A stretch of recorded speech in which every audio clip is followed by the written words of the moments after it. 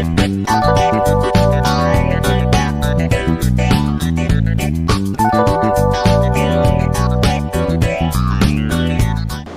warahmatullahi wabarakatuh, Sobat Suara Merdeka. Kembali lagi di channel favorit kita, Desmen Pantura Podcast, bersama saya Nabila Agista.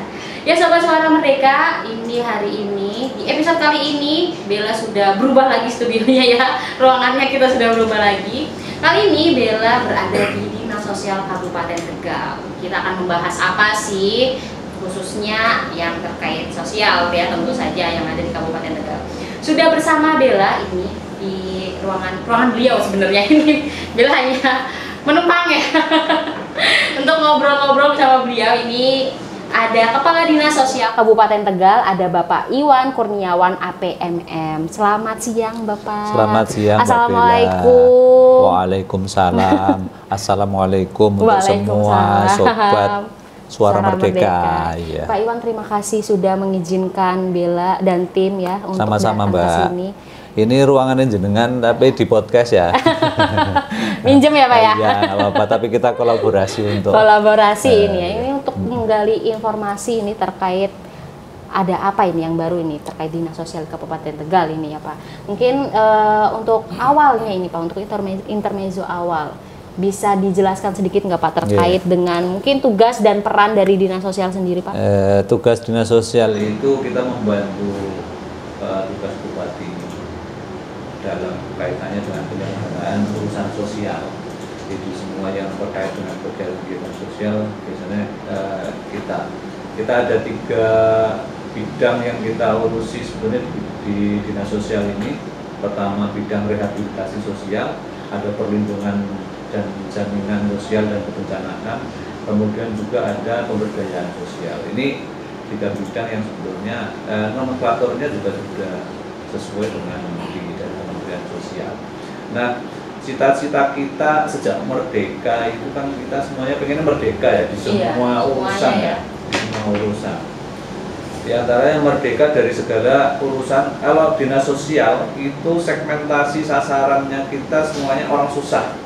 Saya terjemahkan orang susah. Orang susah itu ada orang miskin, ada orang terlantar, ada orang gila, ada orang-orang yang dengan keterbatasan atau kelompok rentan, kemudian juga gelandangan pengemis. Itu bagian dari sasaran-sasaran Dinas Sosial yang urusan sosial yang kita sebut semuanya namanya penyandang masalah sosial, atau sekarang pemerlu permasalahan sosial ya, PPKS, pemerlu kesejahteraan sosial. Nah, kita pengen merdeka dari semua urusan orang susah ini, biar orang-orang susah itu tidak ada lagi. Artinya semuanya menjadi bahagia, menjadi senang gitu kan. Nah, salah satunya ini yang kita coba bangun di Dinas Sosial. Kalau secara tupoksi tadi jelas kita membantu di urusan-urusan ini, sehingga biar bagaimana orang miskin bisa menjadi lebih tidak miskin, menjadi mampu. Kemudian orang yang tadi terkena gangguan jiwa menjadi pulih kembali dengan cara rehabilitasi. Kemudian orang gelandangan biar tidak menggelandang lagi, tidak terlantar lagi. Ada slogan kita pengennya gawe bungah wong susah. Gawe bungah wong susah. Jangan dibalik ya. Jangan gawe susah wong bunga ya. Jadi beda nanti artinya ya Pak ya. Gawe bungah kanggo wong susah, artinya orang susah ini biar menjadi bunga atau bahagia. Nah, segmentasinya tadi.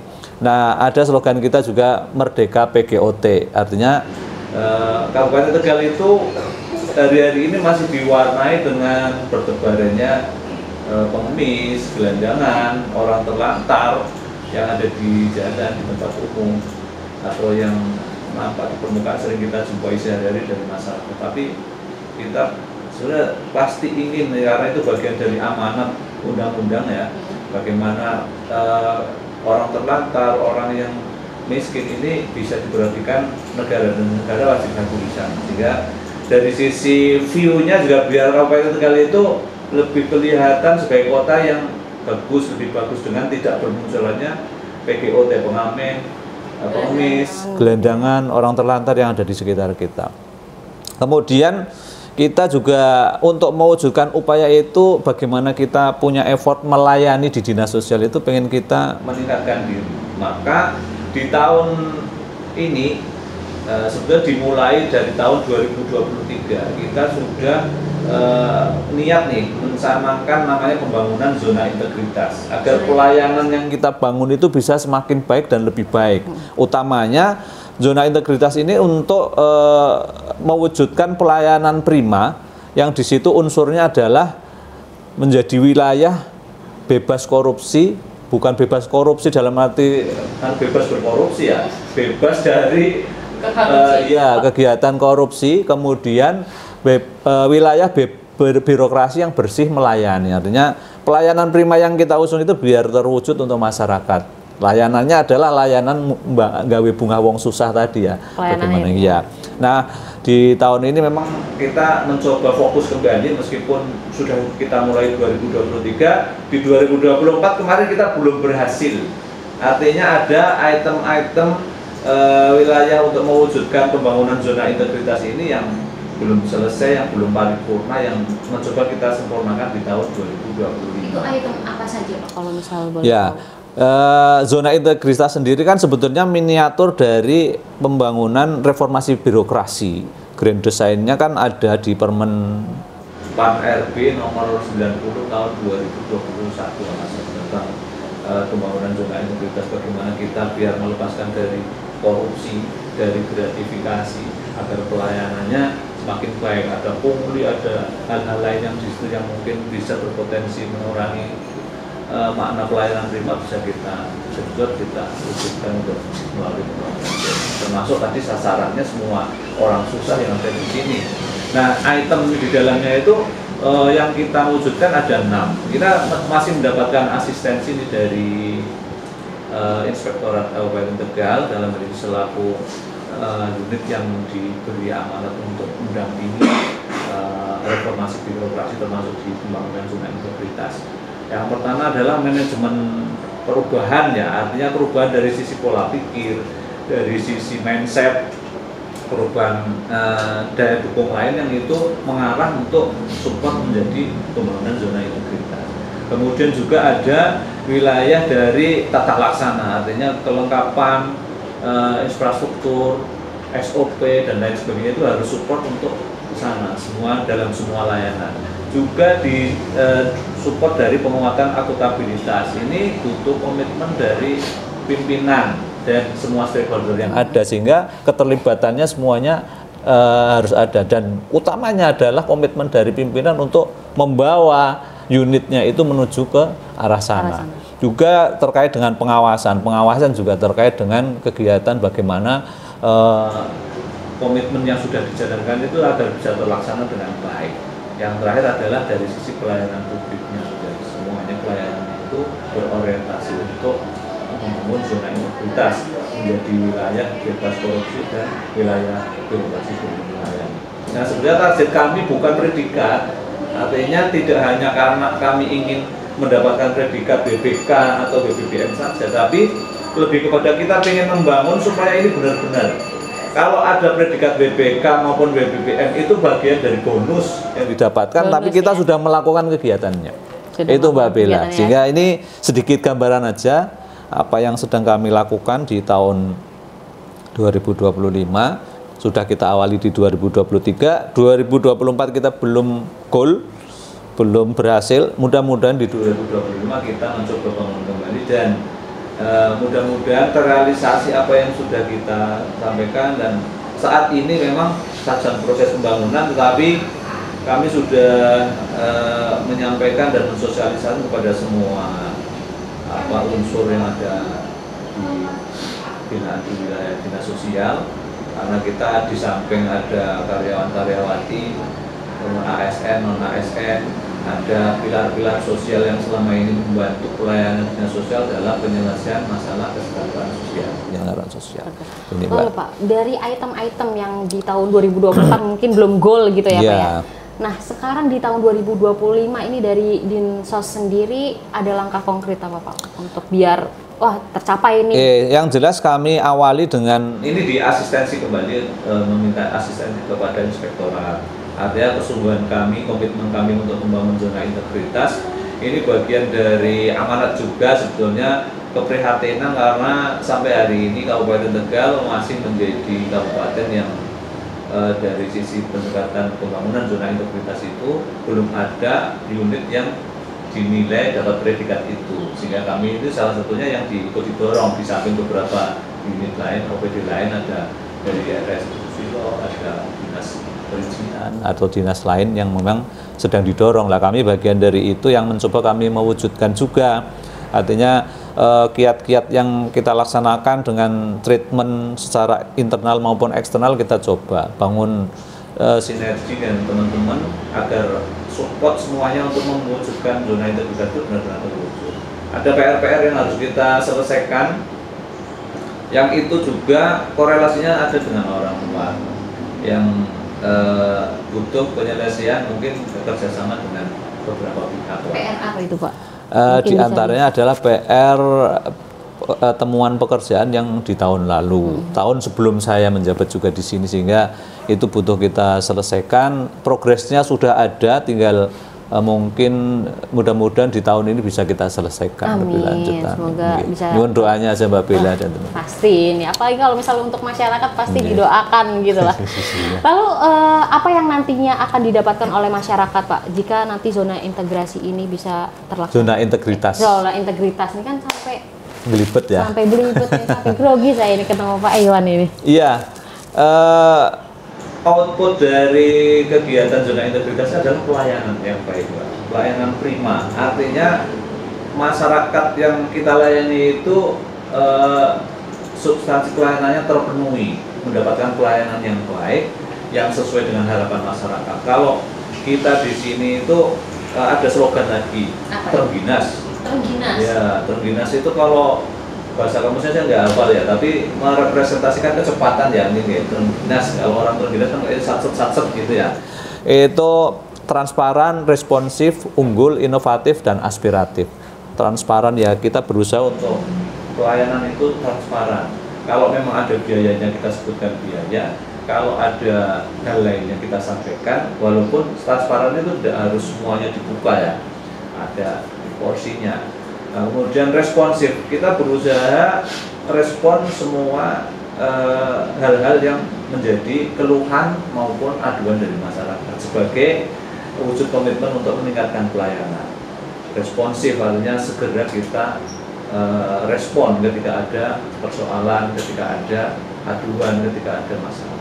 Kemudian unggul kita berusaha untuk menjadi unit yang bisa diandalkan, unggul dalam banyak hal, kinerja, dalam hal kualitas SDM dan lain sebagainya. Tapi kita memang masih punya keterbatasan diantaranya adalah sarpras misalnya, karena bangunan ini kan bangunan yang kayaknya mungkin lahirnya mungkin dengan saya udah apa baca udah itu ya, nggak jauh beda ya, gitu nggak jauh beda ya gitu ya. Ke bawah unda-undi ini. Jadi ini ya alhamdulillah sih masih representatif, cuman mungkin perlu peningkatan sarpras di beberapa titik ini untuk peningkatan layanan, dan itu pun mencoba kita tutup dengan tetap mengoptimalkan sisi lain agar potensi yang kita gali untuk support pelayanan prima itu menjadi kita dapat lebih. Iya, jangan hanya karena alasan gedungnya lama terus menjadi pelayanannya menjadi kurang baik, intinya kayak gitu. Luar biasa sekali ini ya, walaupun gedungnya lama tapi pelayanannya tetap harus transparan, responsif, gitu ya, unggul, inovatif, dan aspiratif. Inovatif kan dengan beberapa inovasi. Kira updating untuk pelayanan itu tidak bisa kemudian itu melulu ya, harus ada inovasi karena perkembangan zaman, situasi yang memang menuntut itu. Kalau tidak kita update, kita ada inovasi yang sesuai, berarti kita tinggal kayak gitu, ada update. Kemudian adaptif ya, aspiratif itu berarti kita sesuai dengan yang diinginkan dari masyarakat ya. Aspirasi, menampung aspirasi. Jadi keinginannya masyarakat apa sih selama ini untuk dinas sosial yang temanya bagus kan bansos gitu ya, bansos.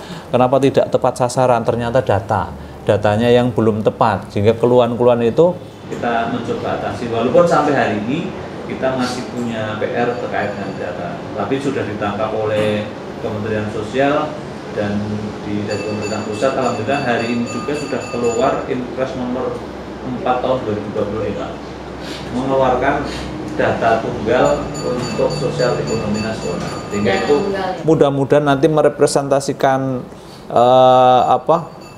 untuk penerapan pengalokasian bansos biar lebih tepat sasaran ke biar lebih depannya. tepat sasaran, betul sekali. Iya, karena selama ini kan banyak tuh aduan.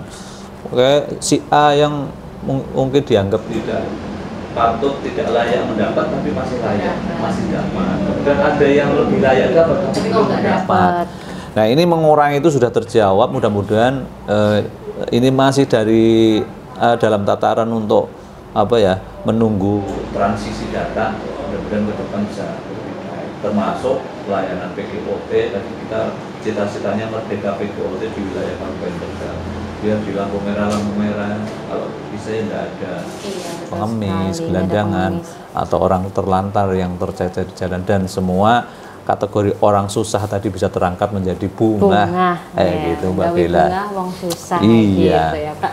Lalu dari kebijakan dari Dinsos sendiri nih Pak terkait dengan agar tidak ada lagi praktik korupsi ini Pak, mencegah ya praktik korupsi, pungli, terus gratifikasi, ini seperti apa dari Dinsos sendiri? Oke, salah satu dengan pembangunan zona integritas itu kita mencoba membangun itu dari semua elemen,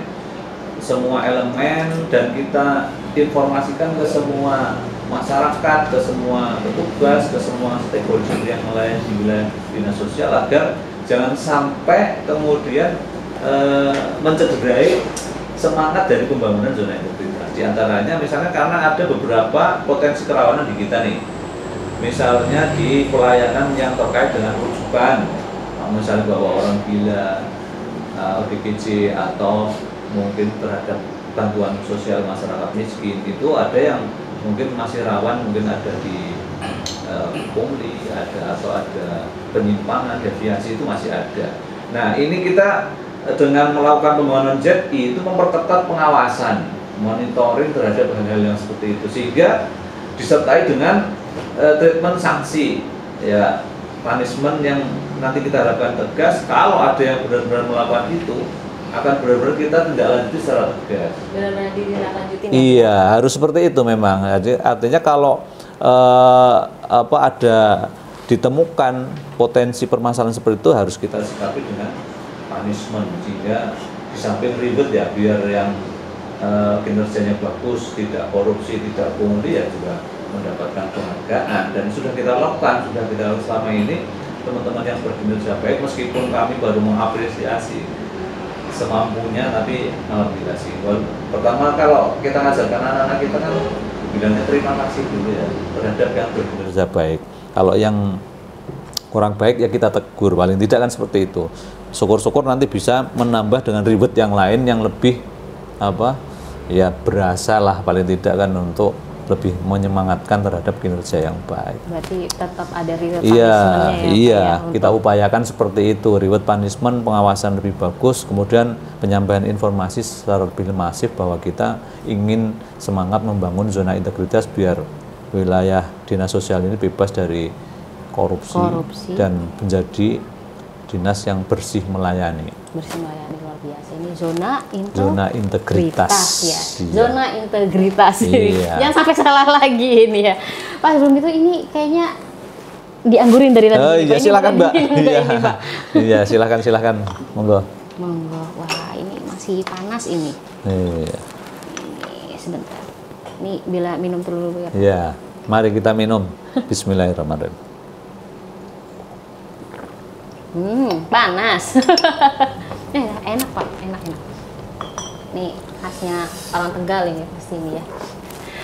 Ini lanjut lagi ini Pak, terkait dengan mungkin dari inovasi digitalnya gitu Pak, atau sistem berbasis teknologi yang mungkin diterapkan di Dinsos untuk meningkatkan transparansi, ada atau tidak Pak? Kalau inovasi kita sih yang orang rata-rata kalau bicara inovasi larinya ke ini ya, sistem aplikasi gitu ya. kita sudah ada sih aplikasi juga dikembangkan, namanya aplikasi sistem layanan rujukan terpadu. Itu pengembangan dari Kementerian Sosial yang dititipkan kita untuk pelayanan yang lebih baik. Hanya memang harus disesuaikan dengan situasi kondisi yang ada di kita juga. Nah, kita lagi mengembangkan inovasi yang kita bangun melalui namanya pusat kesejahteraan sosial di masing-masing kecamatan. Kalau seperti di urusan yang lain, kesehatan misalnya, itu ada puskesmas. Ya. Puskesmas selama ini sudah berjalan bagus, SDM-nya ada, kemudian infrastrukturnya ada, sistemnya sudah berjalan. Nah, puskesmas yang sama-sama, kalau puskesmas itu mengurusi masalah kesehatan, kita kesejahteraan sosial itu juga butuh pusat kegiatan, pusat kesejahteraan sosial untuk membantu pelayanan masyarakat, biar kalau orang miskin datang ke Kabupaten Tegal, misalnya ke Selawi saja, itu kan dari Bumi Jawa misalnya, butuh transportnya lebih besar ya, lebih besar. Paling tidak dari Bumi Jawa ke sini itu 100.000 habis. Nah, maka kita bangun pola pendekatan yang meringankan warga masyarakat biar tidak terlalu jauh. Kita membangun namanya puskesmas di masing-masing kecamatan, pusat kesejahteraan sosial di kecamatan. Ada sementara ini baru rintisan, tapi mudah-mudahan nanti bisa kita wujudkan, kita optimalkan untuk pelayanan yang lebih baik terkait dengan masalah-masalah sosial di masing-masing wilayah kecamatan.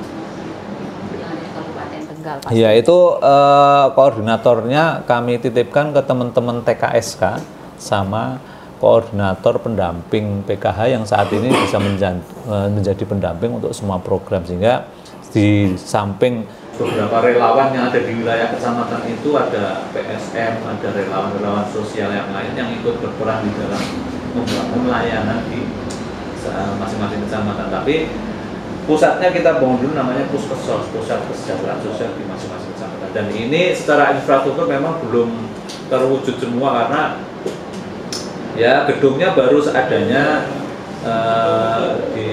kita titipkan ke para Bapak Ibu camat agar diberi ruangan untuk puskesmas. Dan nanti kalau memang sudah memungkinkan, kita pengen usung biar puskesmas itu juga seperti puskesmas tuh. Ada ruang layanannya, ada sarprasnya juga bagus mendukung gitu. Sehingga harapannya pelayanannya bisa lebih bagus untuk puskesmas. Kan di semua kecamatan ada tuh orang miskin, orang gila, orang gelandangan rentan, itu biar bisa terdeteksi lebih awal di masing-masing kecamatan. Nantinya bisa turun lagi ke tingkat desa. Di masing-masing desa itu ada puskesmas juga, tingkat desa. Tingkat desa. Iya, pusat kesehatan, pusat kesejahteraan sosial desa. Yaitu nanti bisa dioptimalkan di masing-masing, sehingga kalau ada permasalahan sosial itu bisa tertangani secara berjenjang di desa, di kecamatan, di kabupaten. Jadi tidak satu kabupaten mengurusi desa-desa se-kabupaten, dan nanti sudah ada pusat-pusat. Lalu ini terkait kondisi dari PGOT sendiri nih Pak, di Kabupaten Tegal ini sekarang ada tren penurunan atau malah peningkatan nih Pak? Sebetulnya kalau terkait dengan PGOT ya, pengemis gelandangan orang Tegal, itu ada dua karakter menurut saya ini yang selama ini kita jumpai ya. Yang pertama yang memang PGOT itu disebabkan karena faktor-faktor keterbatasan atau ketidakmampuan dari sisi ekonomi, ya, tambah miskin ya, dan keterpaksaannya dia melakukan menjadi pengemis atau menggelandang atau menjadi orang terlantar karena memang ketidakmampuan. Faktornya bisa banyak, mungkin kalau kayak kemarin dari pengalaman tahun 2000 ada COVID, ya itu menjadi salah satu, atau faktor yang lain, mungkin bisa bencana alam atau faktor ekonomi. Tapi yang menjadi parah itu yang kedua nih, kelompok kedua. Ada yang alasan ekonomi, yang satunya itu alasan karena memang profesi. Iya. Gimana itu Pak profesi? Karena dijumpai di beberapa tempat, mungkin tidak hanya di Kabupaten Tegal nih, dijumpai orang yang sebetulnya dia sehat, waras, segar bugar, bagiannya kakinya disimpan, kemudian seolah-olah dia menjadi difabel karena untuk profesi apa? Biar untuk menyadongkan tangan dan orang kasihan. Itu sudah dijumpai di beberapa tempat, mungkin hanya di Kabupaten Tegal sudah pernah ada. dan di beberapa tempat lain ada juga, dan itu ada fenomena seperti itu, kemalasan orang ataupun pengennya orang itu mencari gampangnya mencari uang dengan cara seperti itu, sehingga itu karakter profesi kalau menurut saya yang negatif artinya ya, sehingga dijadikan profesi karena memang sebetulnya dia tidak ada catatan, ataupun kalau ada yang catatan dia tidak setelah kita berikan pelatihan, kita berikan bimbingan, tapi dia tetap terjun lagi ke situ. Tetap terjun lagi ke situ ada. Bahkan itu yang teman-teman difabel juga masih ada yang seperti itu. Dan ini menjadi keprihatinan kita semua. Artinya dari sisi Edukasi berarti kita kurang berhasil mengedukasi mereka supaya kembali ke jalan yang benar dengan mencari menjadi profesi yang tidak turun ke jalan lagi. Karena bagaimanapun secara satu sisi dia mengganggu ketertiban umum ketika ada di tempat umum ya. Contoh di lampu merah itu kan di samping membahayakan dirinya juga membahayakan orang lain. Ya, barangkali. Apalagi yang di Tegal sendiri ya, untuk yang di kota Tegal ini Pak, yang kemarin ada viral ya banget ini. Juga terkait dengan pengemis yang nyudutin rokok ya. Itu kalau wilayahnya sudah mengganggu ketertiban umum, maka nanti harus ada tindakan yang terukur. Dan sebenarnya wilayah ketertiban umum itu atau gangguan ketertiban masyarakat itu ada unit yang menangani tersendiri. Kalau di sini ada penegakan perda dan ketertiban umum itu ada Satpol PP, kemudian juga Polri, teman-teman Polri untuk bisa membantu mengatasi gangguan ketertiban masyarakat. Sehingga sebenarnya ketika ada ditemukan orang-orang itu, bukan hanya wilayahnya dinas sosial untuk menangani sebetulnya. Dari sisi ketertiban umum dan gangguan kamtibmasnya, aparatur pengaman ini kan punya kewajiban juga untuk memberikan pengamanan maupun upaya pencegahan terhadap gangguan umum. Sehingga penanganan pertama kalau ada yang mengganggu di tempat umum itu ambil oleh aparatur. Nanti bagiannya dinas sosial adalah untuk merehabilitasi. Berarti dia sakit tuh. Sakit secara mental, melakukan intimidasi dengan cara tadi dengan nyundut rokok gitu ya. Atau mungkin dengan senjata tajam ataupun yang lain, itu kan berarti sakit sebetulnya. Udah sakit gitu. Kita bagian situ. Oke, Pak, baik. Di samping ada unsur pidananya yang lain. Nah, ini Pak, kalau misal ya orang-orang atau masyarakat di wilayah Pantura nih Pak, yang biasanya sering bolak-balik ke Malang Tegal atau pokoknya yang melewati jalan Pantura ini Pak, ada posko anak jalanan atau anak pang yang di pertigaan Larangan ini Pak. Nah ini apakah sudah pernah ditindak atau seperti apa sih Pak? Kan memang ada terus kan di situ kan? Kita itu sudah penanganan beberapa kali. Selama saya ada di dinas sosial itu minimal sudah ada 4 atau 5 kali lah menangani anak jalanan dari sisi anak pang ya. Pernah kita koordinasi dengan teman-teman Satpol sama kepolisian, kita amankan atas aduan dari masyarakat. Pernah itu waktu di area Mejaseng, pernah di area sini Trayeman dekatnya rel kereta, palang pintu kereta itu pernah. Kemudian kita amankan, diamankan oleh teman-teman Satpol maupun kepolisian yang sebetulnya sebagian besar bukan warga kita, bukan warga sini, bukan warga Kabupaten Tegal. Ada 1-2 yang warga Kabupaten Tegal. Untuk terapinya itu setelah kita tangkap, kita amankan, kita edukasi, kita kumpulkan, kita bimbing. Kalau yang memang warga asli Tegal, sebenarnya kita kembalikan kepada keluarganya. Dia masih punya tempat tinggal, punya keluarga sini, kita kembalikan. Nanti kita edukasi jangan berpola hidup seperti itu. Lebih baik hidup yang normal yang mungkin dengan bekerja atau mencari profesi berwirausaha atau yang lain yang memang lebih bisa dinikmati hidupnya. Mungkin walaupun itu prinsip ya, dia menggelandang itu bukan kadang-kadang bukan karena keterbatasan ekonomi. Ternyata anak pang itu latar belakangnya banyak. Ada yang memang sengaja ngepang ya. Iya, memang ada yang anak-anak yang sebetulnya mampu tapi ngepang. Lah itu PR kita semua tuh. Dari orang tua bagaimana anak kita jangan sampai terjerumus menjadi anak pang. Dalam arti bukan semuanya sisi negatif sebetulnya, tapi ketika dia melakukan hidup dengan ngepang seperti itu kan juga lebih banyak sisi negatifnya daripada positifnya. sudah beberapa kali ada tindak, ya. alasannya ketika kita itu menemukan jati diri. Nah, ketika kita sudah edukasi, ternyata banyak anak yang tidak ada bukan dari warga Kabupaten Tegal. Kemudian kita itu mau rehabilitasi nih, biar dapat bimbingan sosial lebih lanjut. Yang bisa melakukan bimbingan itu ada di panti layanan kalau itu dikelola oleh Provinsi Jawa Tengah. Kita kabupaten tidak punya kewenangan untuk mengelola panti. Ada 56 panti di wilayah Provinsi Jawa Tengah itu yang bisa kita jadikan rujukan ke sana. Nah, setelah kita dapat tempat untuk rujukan, kuota sudah kita koordinasi lebih lanjut. Anak-anak pang itu kan secara fisik sehat semua. Jadi begitu kita mau bawa ke sana, dia berontak, sudah pernah dibawa ke wilayah mana, terus minta turun langsung keluar semua. Itu sudah disertai dengan ada pengamanan dari Satpol maupun dari kepolisian dikawali itu.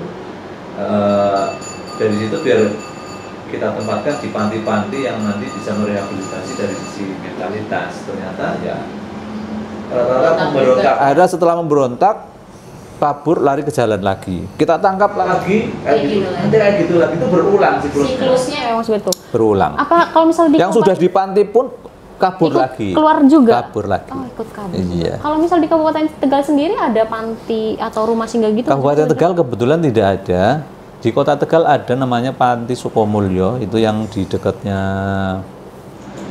Pius, kawasan Serikat Pius. Dan kalau di Jawa Tengah itu ada 56. Ada di Tegal, ada di Semarang, ada di Cilacap, Batu yang sebetulnya untuk semua layanan, ada lansia juga. Tapi kalau untuk anak pang ini kan ada kondisi khusus tuh, karena dia secara fisik sehat-sehat dan tidak ada gangguan secara kesehatan maupun yang lainnya. Kadang-kadang ketika dicampur dengan penyandang masalah yang lain seperti mungkin lansia, ODGJ kan tidak cocok tuh. Artinya harus ada perlakuan khusus juga. Yang ini juga sedang kita pikirkan bersama nih. Artinya edukasi ini bukan hanya tanggung jawab kita per unit, tapi semua. Mungkin peran dari bimbingan keluarga lewat OPD atau instansi yang menangani keluarga, kemudian pendidikan juga berpengaruh, kemudian masalah pekerjaan juga mungkin berpengaruh. Yang itu tidak bisa secara parsial untuk intervensi, butuh perhatian lebih untuk anak-anak. Iya, keprihatinan kita semua lah untuk itu. Lalu untuk masyarakat sendiri Pak, kalau misal di jalan kita melihat PGOT gitu ya Pak, iya. Seharusnya respon kita itu seperti apa Pak? Kalau pengemis gelandangan orang terlantar itu sebetulnya kalau dia bagian dari masyarakat kita sebetulnya. Ada orang-orang kita kalau bisa kembalikan ke masyarakat. Artinya dari pemerintahan terkecil mungkin tingkat RT, tingkat RW itu bisa mengedukasi warga masyarakat agar bisa mendapatkan yang lebih baik daripada mengemis untuk pengemis ya. Sehingga ketika ada warga masyarakat yang terindikasi tidak mampu, tidak punya pekerjaan, itu kan sebetulnya sudah ada skemanya dengan diusulkan menjadi penerima bansos ataupun menjadi biar mendapatkan bantuan lain dalam bentuk modal kerja, modal usaha yang itu sudah bisa disalurkan.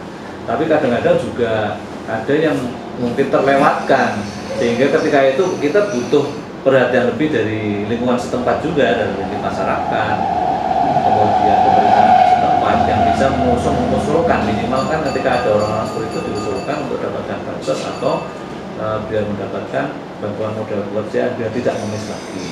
Nanti kita usulkan ditampung lewat dinas sosial agar bisa seperti itu. Tapi kalau yang ODGJ itu kan ketika orang menjumpai orang dengan gangguan jiwa, pertama dia harus dirawat kesehatannya, disembuhkan dulu gangguan jiwanya. Itu bukan tanggung jawabnya Dinsos sebenarnya, itu tanggung jawabnya instansi kesehatan. Makanya ketika menjumpai ODGJ, kalau bisa dibawa ke rumah sakit.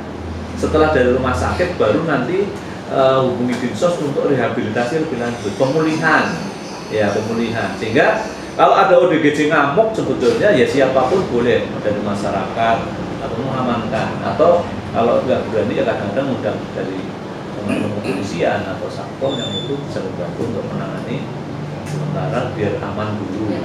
ya misalnya bawa darurat jangan kan biar diamankan, baru dibawa ke ruang pengobatan untuk diobati.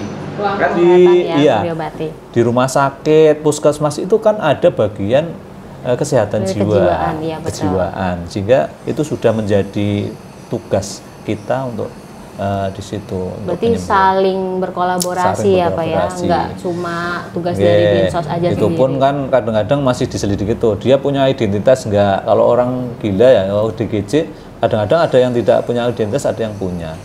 Kalau yang tidak punya harus kita selidiki dulu, dia punya keluarga enggak. Kalau punya identitas, punya keluarga masih bisa kita setelah pengobatan kita kembalikan ke keluarganya atau setelah rehabilitasi. Tapi kalau sudah tidak punya keluarga lah, itu yang harus menjadi tanggung jawab pemerintah. Harus paling tidak. tanggung jawab pemerintah. Iya, ya, sehingga harus dititipkan di panti atau di tempat. Berarti memang peran masyarakat itu sendiri juga penting. Betul, ya? Nggak cuma tidak hanya aja. dinas instansi terkait, tapi masyarakat juga Masyarakat harus juga ikut andil. Oke baik Pak, ini sebelum kita menutup podcast di hari ini, harapan dari Pak Iwan sendiri ke depannya untuk terkait dengan program-program yang tadi sudah Pak Iwan sampaikan apa Pak? Kita berharap untuk semangat kita membangun zona integritas, untuk membangun pelayanan yang lebih baik agar bisa mewujudkan wong susah menjadi bunga, semua itu bisa diwujudkan dan disupport oleh semua kalangan, utamanya kami di internal keluarga dinas sosial dan beserta semua unsurnya dan seluruh masyarakat. Karena ketika sesemangat apapun kami, masyarakat tidak ikut mendukung juga mungkin kurang gayung bersambut. Contoh misalnya pengemis, biar tidak kan masyarakat tidak harus memberi di perempatan jalan tuh, tapi bisa disalurkan melalui sedekah yang lain yang itu bisa digunakan untuk mengedukasi. Sehingga sinergi pemerintah dan masyarakat penting. Semangat baru ke depan, ini pemerintahan baru, semangat baru saya kira perlu kita bangun bersama-sama. Itu ya Pak. Gitu Mbak Bella. Jadi untuk sinergitas antara instansi dan masyarakat juga itu. Kalau kami dinas sosial tetap pakainya salam Trengginas. Salam Trengginas ya. Semangat manfaat gawe bunga wong susah. Semangat manfaat gawe bunga wong susah. Iya. Ada yang ingin disampaikan lagi Pak Iwan? Atau sudah cukup? Atau nanti part 2 mungkin yang sementara datang gitu, ke studio ya. Siap. Studio nanti kita ya. Kita anuk lagi. Berbicara, langsung kita jadwalkan lagi ini ya Pak. Pak Iwan terima kasih sama-sama untuk informasi dan sharingnya yang luar biasa, bisa membuka wawasan untuk Sobat Suara Merdeka di luar sana juga. Terima kasih Pak. Sama-sama Mbak Bella. Selamat melanjutkan kegiatannya, sehat selalu. Oh iya, ini sekaligus selamat ulang tahun untuk Suara Merdeka Network ya. Iya. Yang ke-75 ya. Ke-75 betul. Terima Sukses kasih selalu Pak. untuk Suara Merdeka. Terima kasih. Terima kasih Pak Iwan untuk ucapan dan doanya. Semoga kita nanti bisa ketemu lagi. Siap, harus ketemu lagi Mbak Harus ketemu Bella. lagi ya. Episode kedua ini berarti. Siap. Kalau misal anak sekarang, kalau misal rame lanjut part 2. Iya. Terima kasih Pak Iwan. Sami-sami Mbak Bella. Dan untuk Sobat Suara Merdeka, terima kasih sudah menonton episode kali ini. Jangan lupa like, comment, share, dan subscribe. Wassalamualaikum warahmatullahi wabarakatuh. Bye.